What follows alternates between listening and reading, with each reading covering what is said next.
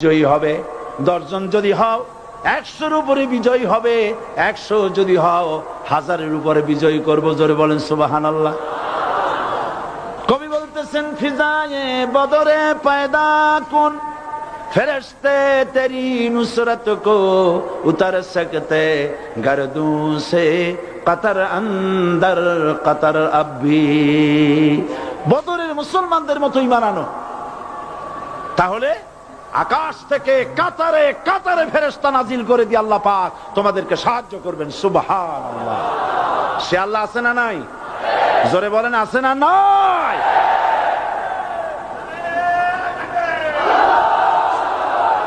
সেই আল্লাহ রাব্বুল আলামিন বাধা, এই কথা বললেই বাধা দেবে কয় শ্রেণীর লোক? 3 শ্রেণী। প্রথম শ্রেণী হচ্ছে কে?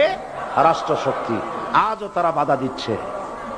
আল্লাহর আইন দিয়ে দেশ চালাও, তারা তাদের মন মর্জি মোতাবেক আইন দিয়ে দেশ চালাবে।